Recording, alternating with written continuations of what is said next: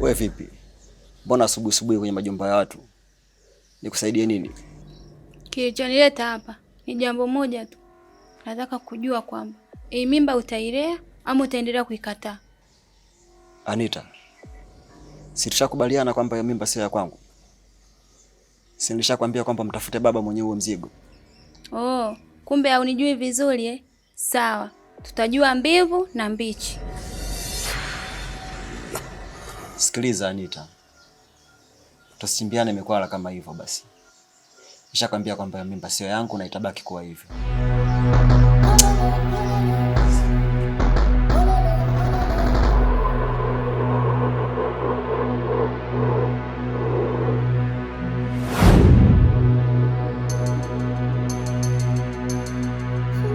Nakusikiliza. Dada, mimi nina mimba ya mdogo wako. Na hataki kunionyesha ushirikiano kabisa. Kila nikimwambia mimba ni ya kwako, yeye anakataa. Anasema kwamba nimtafute baba yake na sio yeye.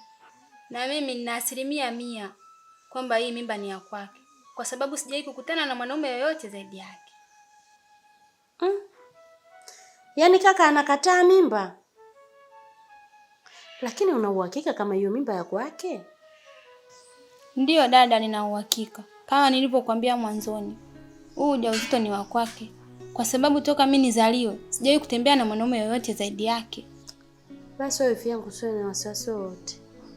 Wewe nenda. Mimi nitamuita kaka, nitakaa naye na nitaongea naye. Nina imani tu atanielewa. Sawa. Nitashukuru sana ukinisaidia kwa hilo. Sawa, wewe nenda tu. Sasa kaka yangu, mimi nimekuita hapa kwa sababu kuna mashtaka yako hapa. Kuna mwanamke kaja hapa kasema wewe umempa ujauzito.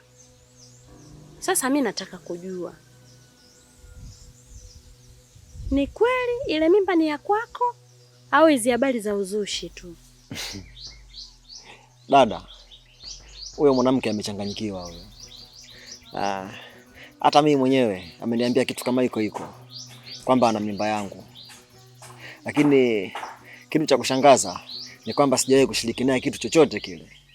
Sasa hata mimi najiuliza, hiyo mimba itakuwa imeingiaje kama sio kichao dadangu? Hivyo kaka, mbona kama unanishangaza? Kwa sababu yule mwanamke ujue sio chizi yule. Hivyo mtu anaweza akatoka huko alikotoka akaja akakutaja wewe bila kukujua kweli au bila kukutana naye. Habari hizo zinawezekana kweli kaka? Ni kitu ambacho hakiwezekani. Yule anasema hivyo na maana ana uhakika, ndio maana anasema. Kama kavumilia mpaka kaja hapa kuja kushtaki, ina maana huyo hicho kitu ana uhakika nacho.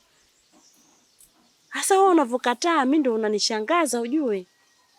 Yaani kama ile mimba ni ya kwako, ni bora tu ikubali mapema. Mapema wewe kubali tu.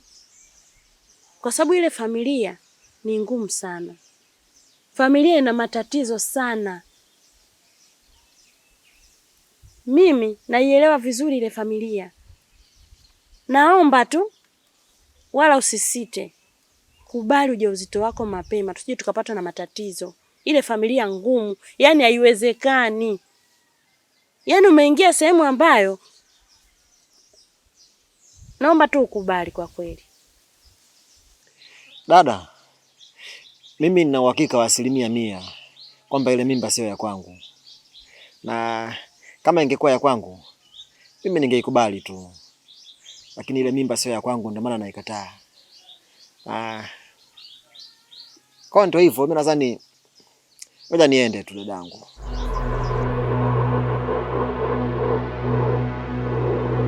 Hivi kakaangu wewe una akili kweli wewe? Mbona nashindwa hata kukuelewa? Mtu anaweza kusema kama mimba ya kwako wakati anajua sio yako? Yaani wewe umeingia familia ngumu. Wewe umeingia familia ngumu. Yaani hapo umejikanyaga. Ile familia ni wachawi vibaya mno. Sasa hapo jifanye ujanja, unakataa wakati mimba ni ya kwako. Kwa maelezo tu mimi najua umeshapotea. Na akikataa huyu akiendelea kukataa, sijui kitamkuta. Ni familia wachawi, ile familia ni hawafai. Yaani kaka yangu ananishangaza sana. Naye kaenda kuingia hapo hapo. Haya.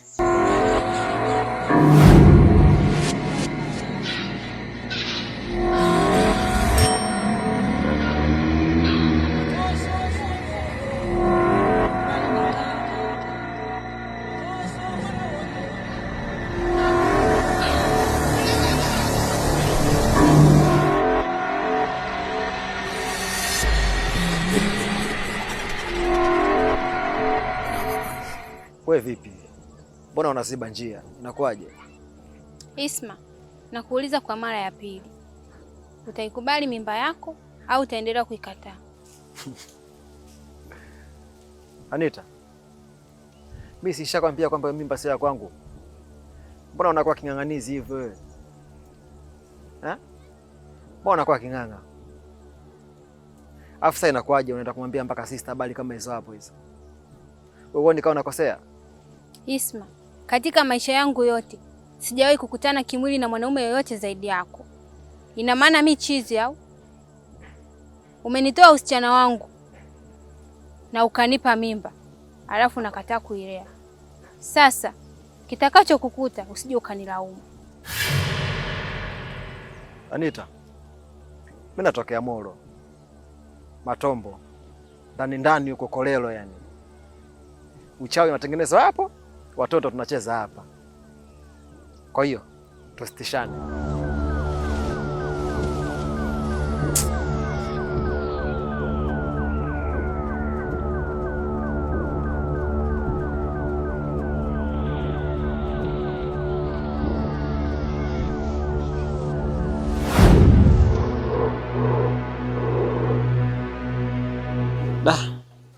Yaani mwanangu, mademu wembamba ving'ang'anizi kinoma yani. Yaani huwezi amini mwanangu, na demu nimepita naye siku moja tu. Eti ananiambia kwamba ana mimba yangu. Yeye ananiuzi. Ni demu gani huyo mwanangu anasema umempa ujauzito? Mbona mimi simjui? Demu mmoja hivi anaitwa Anita, sijui mwembamba hivi. Anakaa pale chini pale. Nimepita naye siku hii moja tu. Ananiambia kwamba ana mimba yangu. Yeye ananikela kinoma yani. Yaani ajui tu mwanangu yani. Mbaya zaidi sasa. Kamwambia hadi sister. Yaani kaenda kumwambia dada kwamba ana mimba yangu yani. Dada mimi kaniita hapa aniambia kwamba yule binti sijui kama kweli ana mimba yako. Yaani bora ukubali tu. Maana familia yake sijui namna gani vipi. Nikaona dada naye kama ananizingua tu. Mimi nikawa niondoke zangu yani. Anita, umejichanganya sana ndugu yangu. Ile familia ni hatari sana. Ile familia sio familia ya kuchezea jamani. Isma, tutakupoteza kakaangu. Tutakupoteza. We shauri yako. Unamaanisha nini kusema kwamba ile familia sio nzuri? Elewa kodi. Sikushauri chochote ila umeyakanyaga.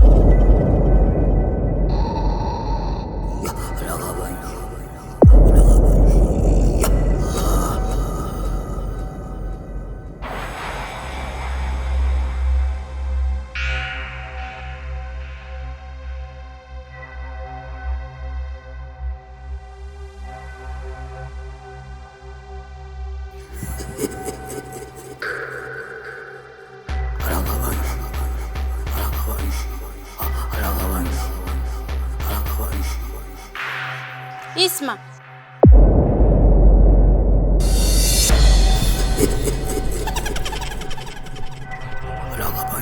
Ulichokiota sio ndoto.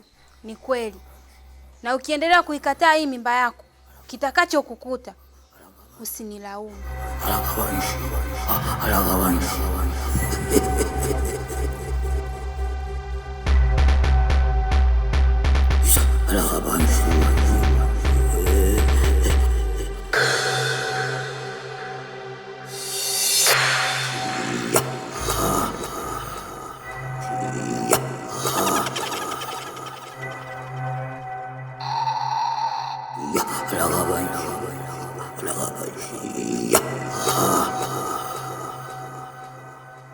Dada, kamwambia mdogo wako ukweli. Kama ile mimba yako haikubali, kwani anajitafutia matatizo? Sasa mtu kama mimba yako kwa nini uikatae? Mwambie kila kitu dadangu, usimfiche. Mimi mwenyewe nimemuita na nimemwambia yote, lakini amesema yule mwanamke hamjui, na amesema hajawahi kukutana naye hata siku moja. Yaani amekataa kata. Dada, mimi ni rafiki yake sana Isma, na kaniambia kila kitu. Kasema ule ujauzito ni wa kwake, lakini anasema hataki kumuona. Sijui kuna shida gani hapa. Kumbe wewe kakwambia kila kitu. Mbona mimi kanificha? Na kwa nini anifiche wakati mimi ndo dada yake? Yaani kakaangu sijui ana mawazo ya aina gani. Sasa mimi ninachokuomba, nenda kakae na rafiki yako uongee naye. Tena mshawishi ile mimba haikubali. Kwa sababu tusije tukapata matatizo mengine bure. Ile familia ni ngumu sana. Sisi ndo tunaojua, tuliowahi kuzaliwa, tunaijua ile familia jinsi ilivyo. Naomba tufanya hivyo. Sawa dada, haina shida. Mimi nitajaribu kukaa naye na kuongea naye. Na nitamwambia kila kitu kuhusiana na ile familia. Ile familia ni wachawi. Ndugu yangu kaingia sehemu ambayo hakupaswa kuingia pale. Haina shida dada yangu, basi mimi nitafanya hivyo. Sawa kaka. Vipi? Mbona lisaa sasa hatufanyi? Sikuelewi. Hebu ngoja kwanza. Jogoo amegoma kupanda mtungi. Lakini tusikilizie tu. Muda si mrefu mambo yatakaa sawa. Kama ulikuwa unajua jogoo hapa ni mtungi, mbona ukaniita kwako? Fatuma, sio kwamba jogoo hapandagi mtungi. Imetokea leo tu. Alafu hata mimi sijui ni kwa nini imetokea hivi yani. Mimi niko fiti ujue. Sema ni hivyo tu yani. Kwa sikilizia tu. Kila kitu kitakaa sawa. Show itapigwa. Yaani wewe umeniboa wewe. Kwanza umenipotezea muda wangu. Sasa sikia nikwambie. Kuanzia leo sitaki unitafute. Mwanaume mzima ovyo. Bila shaka huyo atakuwa Anita wewe. Sasa ngoja nimfuate huko kwao.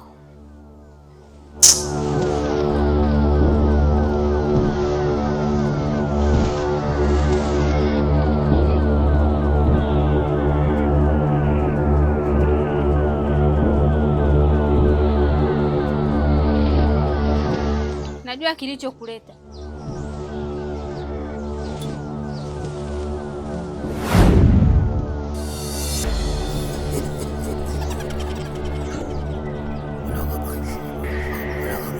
Option ni hizi mbili. Ukubali mimba yako ni kurudishia nguvu zako za kiume, au uendelee kuikataa nibaki na nguvu zako za kiume. Anita, msimamo wangu uko pale pale. Hiyo mimba sio ya kwangu. Sasa naomba usinifanyie kwa ambacho unanifanyia. Nirudishie nguvu zangu. We ni mkaidi. Sina muda wa kubishana na wewe. Uwe na wakati mwema.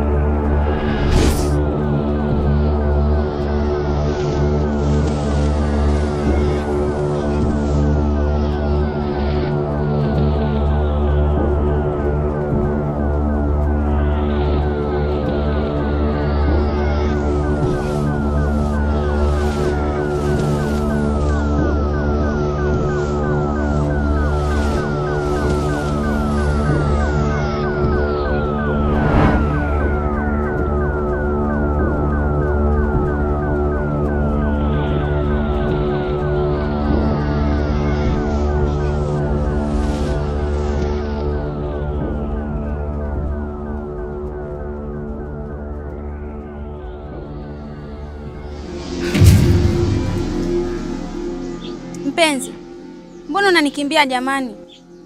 Mbona wakati tunafanya ukunikimbia? Ulikuwa tu na enjoy mwenyewe. Aya, hebu niambie, utaikubali mimba yako au utaendelea kuikataa? Anita, nimeshathibitisha kwamba wewe ni mchawi, lakini msimamo wangu utabaki pale pale. Mimi siwezi kuikubali hiyo mimba, sio ya kwangu. Isma, lakini mimi nakupenda. Kwa nini unanifanyia haya yote? Ningekuwa sikupendi ningekuwa nishakuzuru muda tu. Ila tunapoelekea uvumilivu mimi utanishinda.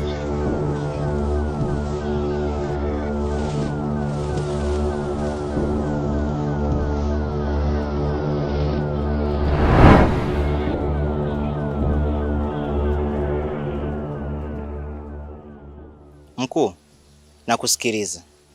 Boka, unavyoniona mimi hapa ni mjamzito. Na huu ujauzito ni wa rafiki yako Isma. Lakini kila nikimwambia nina ujauzito wake, anakataa. Na mimi siwezi kumzuru kwa sababu nampenda. Kwa hiyo nilikuwa naomba uende ukazungumze naye kwa sababu wewe ndio rafiki yako. Labda anaweza akakuelewa. Nampa nafasi ya mwisho. Kama akiendelea kukataa huu ujauzito wake, kitakachomkuta asinilaumu. Mkuu, hivi wewe una nguvu za kichawi? Unashindwaje kutumia nguvu zako kumcontrol ili aweze kukuelewa? Boka, fanya kama nilivyokuagiza. Hii ni amri na sio ombi. Sawa mkuu, nimekuelewa.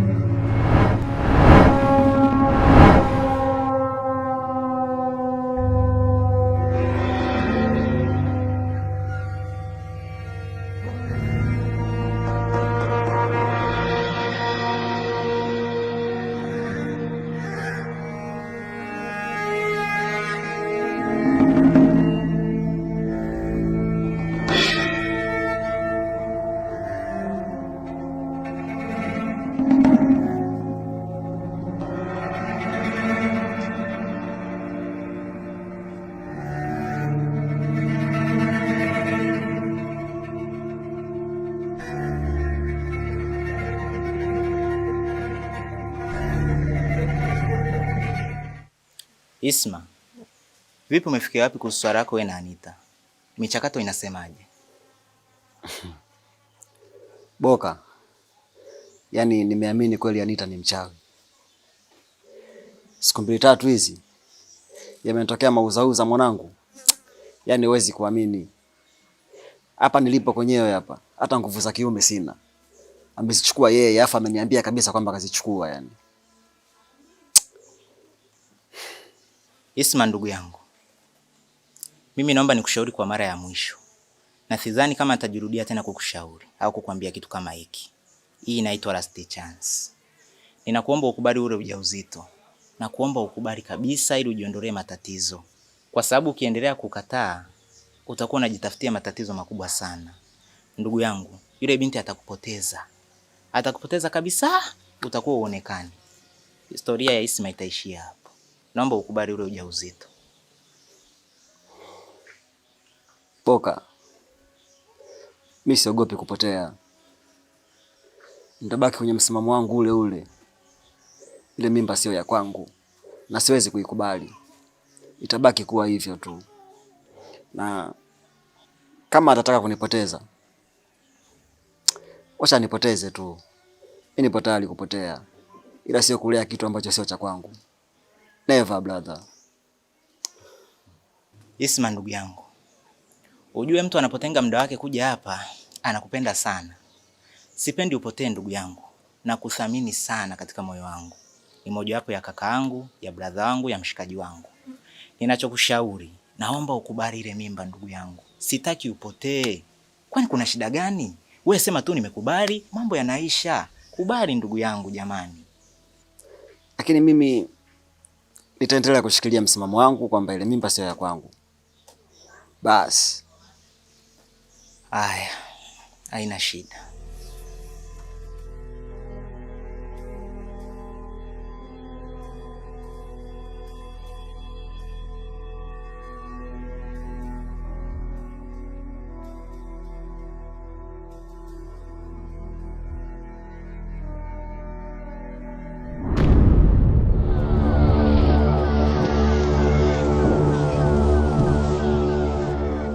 Wala usishtuke wifi.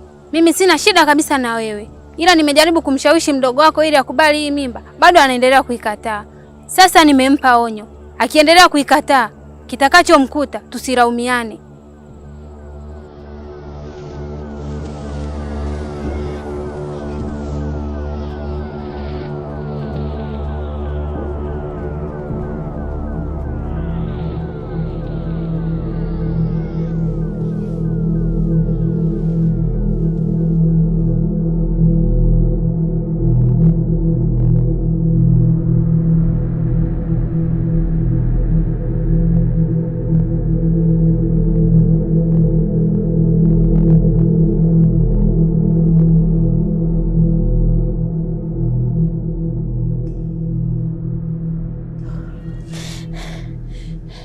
Dada, vipi? Mbona unaema sana? Kuna tatizo?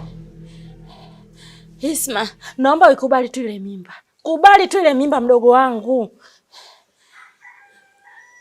Lakini dada. Lakini nini? Ikubali tu. Yaani ni uko nilikotoka. Nimekutana na Anita. Maneno aloniambia. Sitaki hata kuyasikia. Unajua sijawahi kuona mchawi tangia nimezaliwa. Ndio kwanza leo nimemuona mwenyewe. Nimethibitisha kwa macho yangu. Naomba tu ikubali ile mimba. Wewe hujajua maneno gani kaongea. Yaani amesema anakupa nafasi ya mwisho. Mdogo wangu sipoikubali ile mimba, sijui nini kitatokea. Kwa sababu ameongea kwa kujiamini sana. Yaani hata mimi sijaamini maneno yake aliyoyaongea. Yaani mimi ndo nakwambia mdogo wangu, na kusisitiza uikubali tu ile mimba. Mimi naondoka zangu, litakalo kukuta shauri yako. Manake naona hali ishakuwa mbaya.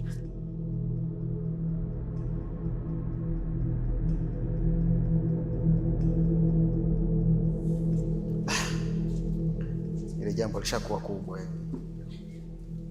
Au nikubali ile mimba? Lakini nikikubali itakuwa unyonge.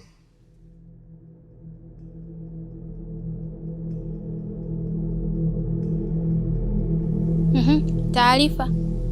Mkuu, nimeongea na Isma na inavyoonekana msimamo wake bado uko pale pale. Na akasema hataki kusikia masuala ya mimba. Yaani kiufupi haogopi kufa. Kumbe anataka nimfanyie vitu ambavyo sikutarajia kumfanyia. Sawa, nimekuelewa. Mkuu, vipi kuhusu mimi? Nishakwambia kuwa nakupenda. Na ili kukuhakikishia hilo, nipo tayari kulea wewe ujauzito.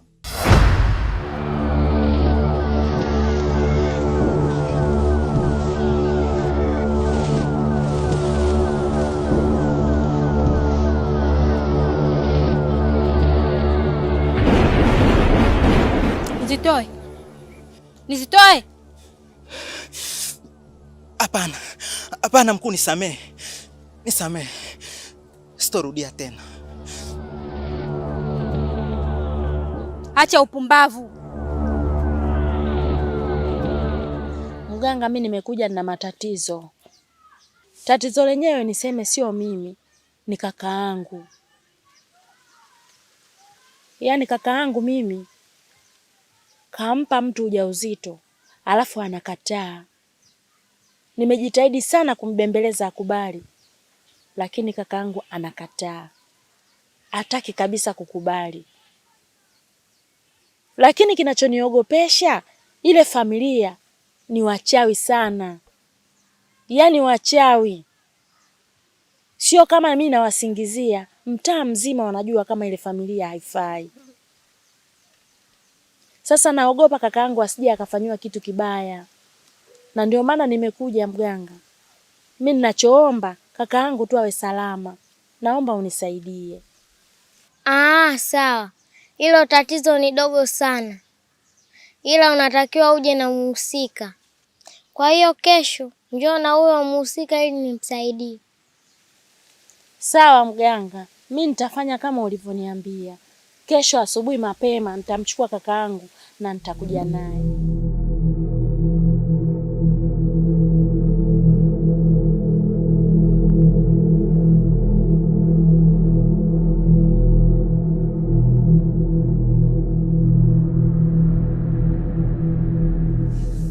Sasa nikwambie. Hivi hapa unavyoniona natoka kwa mtaalamu. Nimeenda kuhangaika kwa ajili ya swala lako. Kwa hiyo mtaalamu kaniambia kesho inatakiwa tuende mapema. Sijui unanielewa ninachokwambia? Dada, mbona unafanya vitu bila kunishirikisha? Mimi si nishakwambia kwamba ile mimba sio ya kwangu. Sasa kwa nini unaumiza kichwa dadangu? Ile mimba sio yangu mimi. Na hizo taarifa za kwa mganga, mimi niseme tu wazi kwamba kwa mganga mimi siwezi kwenda. Nikafanya nini sasa? Hivyo unajielewa kweli wewe? Yaani unasema kabisa kwa mganga siwezi kwenda. Kwa hiyo unafikiria utakavokaa hapa nani atakusaidia? Yaani unashindwa kufikiria kabisa. Hivi mdogo wangu, dada yako wenyewe ndo mimi. Na unajua kabisa tuko wawili tu kwenye familia yetu. Wewe na mimi ndo tunatakiwa kusaidiana. Ninavyohangaika na kusaidia wewe, naenda kwa mganga kwa ajili yako. Kwa nini ukatae kwenda? Na kinachokufanya wewe ukatae nini? Hivi unajua wewe, unaijua ile familia vizuri? Ile familia unaijua vizuri au unaongea tu hapa? Sawa, nimekuelewa. Kwa hiyo tunaenda lini sasa kwa mganga mwenyewe? Hayo ndo mambo ninayotaka mimi. Hapo sasa tunaweza kuelewana. Tutaenda kesho asubuhi, mapema sana.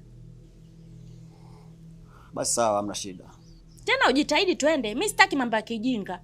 Nakwambia kabisa ujue. Sio nakwambia kitu unaanza kunibishia bishia. Kesho mapema tunaondoka zetu.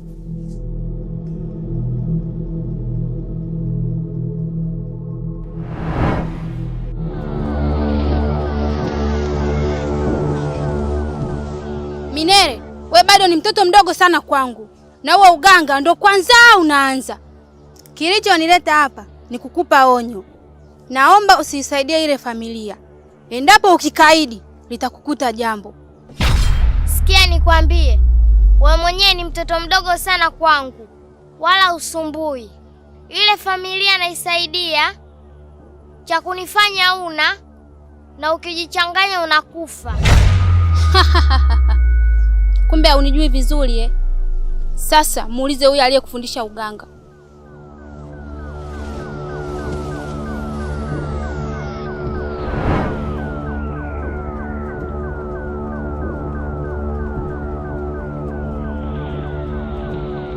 Mganga,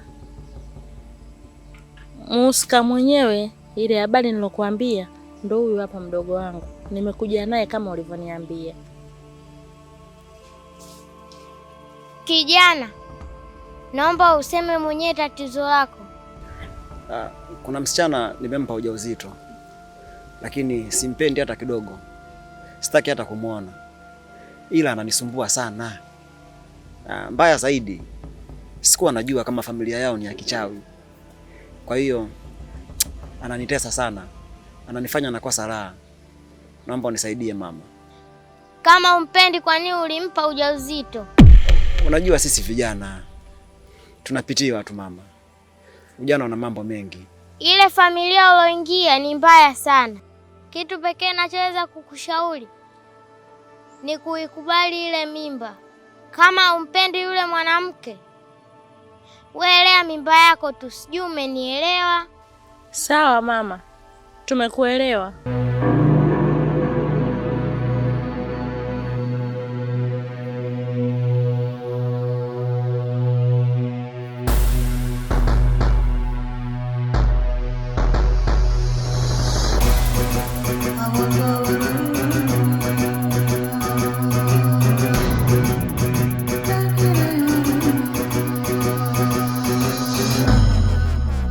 Mwanangu, umefikia wapi we na Isma kuhusu hiyo mimba? Hamna mama, bado nalifanyia kazi. Ila nitakamilisha kila kitu hivi karibuni. Yaani wewe unaniambia hivyo? Kila siku unasema litakuwa sawa, kila siku litakuwa sawa. Mpaka lini? Sasa nakudanganya wewe mwanaume? Kwa nini anakusumbua na wewe unakubali? Anakudanganya. Acha upole na kuwa mjinga kama hivyo. Kwa nini unakuwa mjinga? Mkazie, muelekeze. Sitaki ujinga wewe unaotaka wewe. Unamlea. Wewe unafikia hiyo mimba leo atailea nani hiyo? Mimi sina muda kabisa kulea hiyo mimba. Na sitaki. Sasa kaa naye vizuri, uongee naye vizuri. Mimi sihitaji muelewane hiyo mimba. Mchukwane muondoke zenu. Sasa nakupa nafasi ya mwisho. Usipolifanyia kazi nitakushusha vyeo na nitaliingilia mwenyewe, kwa sababu najua wewe umeshindwa. Muangalie kwanza, unampenda mwanaume mpaka unapitiliza, anakutawala hivyo, anakuongopea. Sitaki ujinga. Boka, kuna mtoto anataka kuliingilia hili swala na ni mtoto mdogo sana kwetu. Nimemkanya, kaniambia nikijichanganya ataniua.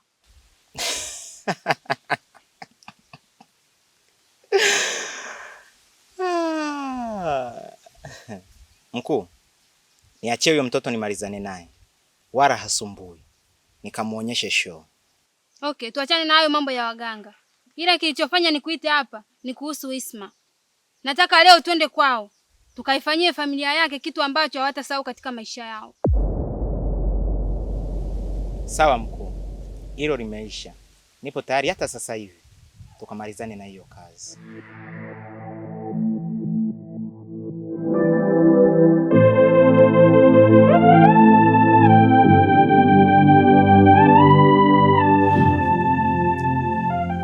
Nadhani umemwelewa vizuri mganga alichokwambia.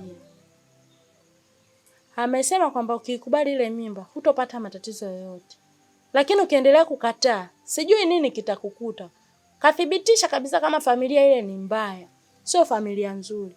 Yaani shida ya vijana wengi, mnapenda sana mambo ya ngono, yaani mnatamaza wanawake.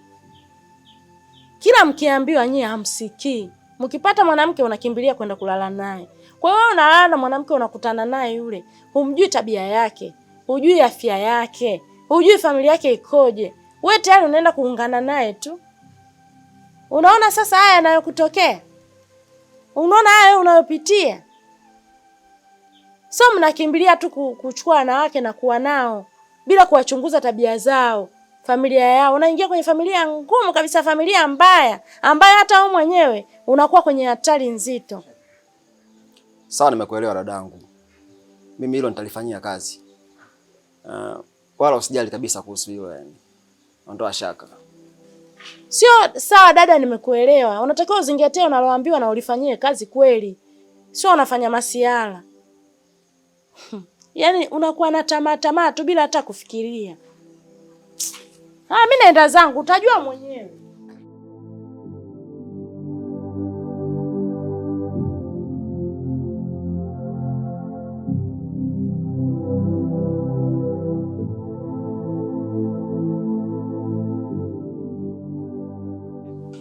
Boka, Isma anajifanya kidume sana, lakini hakuna kitu.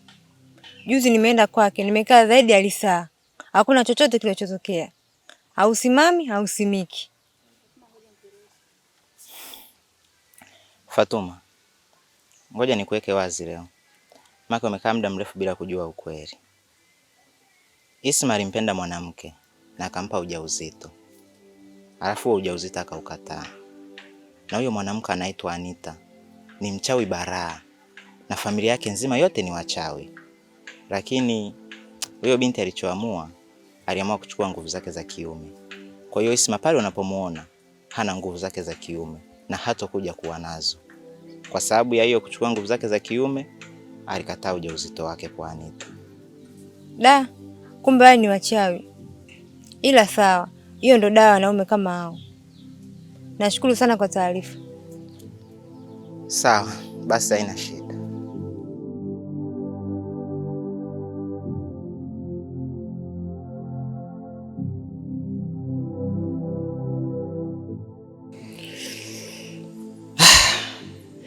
Sasa kama mganga amesema nikubali ile mimba, kwa nini mimi naendelea kuikataa? Alafu kicheki na sister naye pia ameshauri hivyo hivyo. Ngoja nikubali bwana. Huenda nguvu zangu za kiume zitarudi. Fatuma. Ehe, una shida gani wewe? Hausimami, hausimiki. Fatuma, ile siku nilikuwa na mawazo. Ndio maana Jogoo aligoma kupanda mtungi. Lakini nakuhakikishia, nipe siku hizi 2 tu, kila kitu kitakuwa sawa. Hivi una akili kweli wewe? Sikia nikwambie, sina muda mchafu. Nishajua kila kitu, kwamba umemtia mimba Anita afu ukaikataa. Na ndio maana akachukua nguvu zako zote za kiume. Kama ulikuwa unajua hutaki kulea mimba, kwa nini usingetumia kinga? Ni maneno tu ya walimwengu wananizushia hapa mtaani. Lakini mimba niko sawa tu. Maneno ya walimwengu, si ndio? Sasa sikia nikwambie. Kuanzia leo naomba usinitafute. Nafuta kabisa jina langu mdomoni kwako. Na ukiendelea kunitafuta, nitahakikisha mtaa mzima watajua siri yako.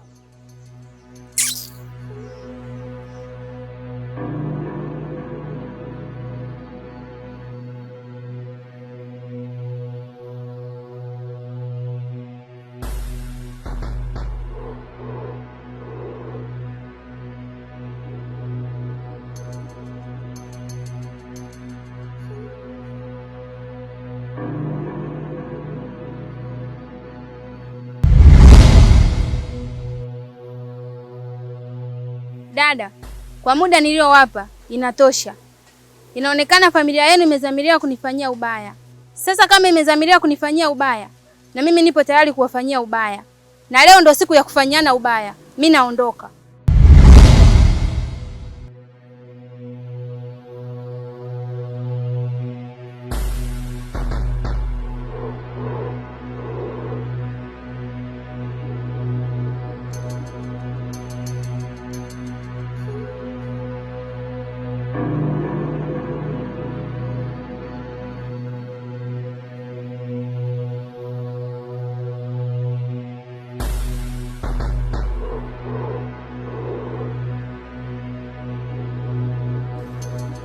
Usimzuru ndugu yangu tafadhali.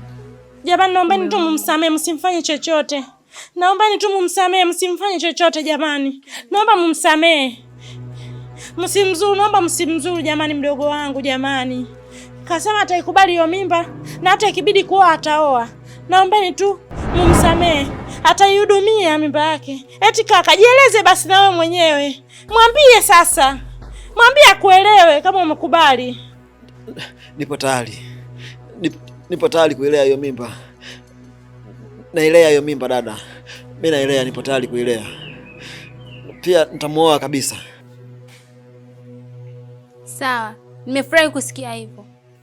Sawa. Boka. Ndugu yangu wewe mtu mbaya sana. Kumbe ulikuwa unajua kabisa matatizo jinsi yalivyo yani. Alafu ulikuwa unaniangalia tu mimi ninavyoteseka yani. Na mimi kila siku nilikuwa nakwambia matatizo yangu, kumbe unaelewa kila kitu yani. Mwanangu wewe mbaya sana. Ila tutaonana tu, haina shida. Tutaonana tu baada ya matatizo haya. Ndugu yangu Isma, naomba unisamehe sana. Naomba tusameane ndugu yangu. Sisi ni binadamu. Najua nimekufanyia vitu vingi sana, nimekusinichi kama rafiki yako. Lakini naomba unisamehe ndugu yangu. Tubaki kama tulivyokuwa zamani. Sawa mwanangu. Sawa, nimekuelewa. Dada, naomba unisamehe kwa yote niliyokuwa nakufanyia. Naomba tuwe kama zamani, tusameane. Na mimi nishakusamehe tayari.